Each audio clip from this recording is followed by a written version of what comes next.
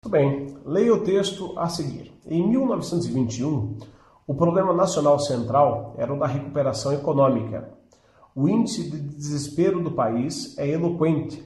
Naquele ano, 36 milhões de pessoas não tinham o que comer.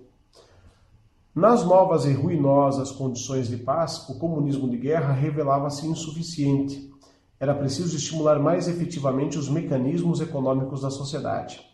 Assim, ainda no mesmo ano, no 10º Congresso Nacional do Partido, Lenin propõe um plano econômico de emergência, a nova política econômica.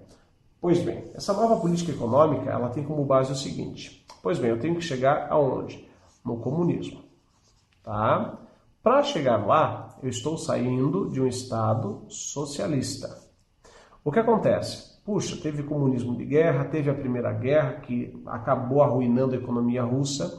Você teve uma revolução anterior, você teve uma guerra anterior, que foi a Guerra Russo-Japonesa. Ou seja, o russo está combalido, ele está acabado, ele está destruído.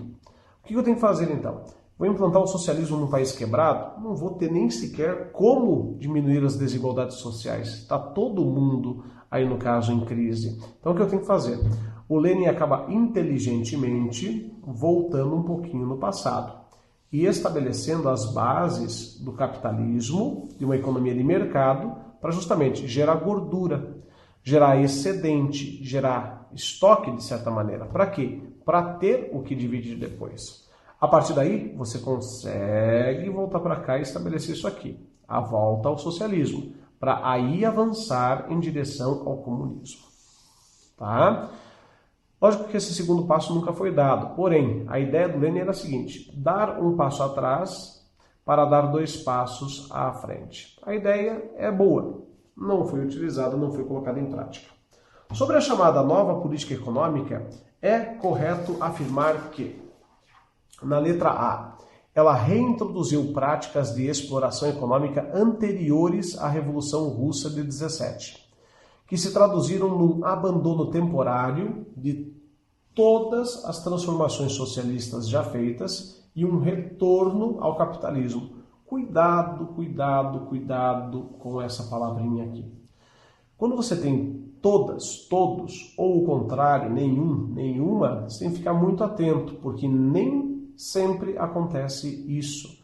Na grande maioria dos casos, isso aqui induz ao erro, como aconteceu aqui. Se rolasse realmente isso aqui, o abandono temporário de todas as transformações, não precisavam ser retomadas posteriormente. Então, ó, falso. A letra B, ela consistiu na manutenção de elementos econômicos socialistas. Por exemplo, algumas estatizações. Principalmente de elementos considerados assim estratégicos no Estado. Na organização da economia como planejamento. E na permissão para o estabelecimento de elementos capitalistas por meio da livre iniciativa em, olha que bonitinho, em certos setores. Correto? É isso mesmo aqui, ó. Letra B, bem de boa, é a questão correta. Vamos ver o restante. Letra C. Ela significou fundamentalmente uma reforma agrária radical, que promoveu a coletivização forçada das propriedades agrárias e a construção de fazendas coletivas. Falta um S aqui. Os kolkhozes. Isso aqui acontece no governo do Stalin e não agora nessa implantação do Estado. Falso, portanto. A próxima. Seu resultado foi catastrófico, mesmo permitindo a volta controlada de relações capitalistas na economia, já que ela ampliou ainda mais o nível de desemprego e produziu fome em grande escala. Pelo contrário, não tinha literalmente o que piorar. Então, não foi catastrófico, foi benéfico para a construção de um novo país e um país forte.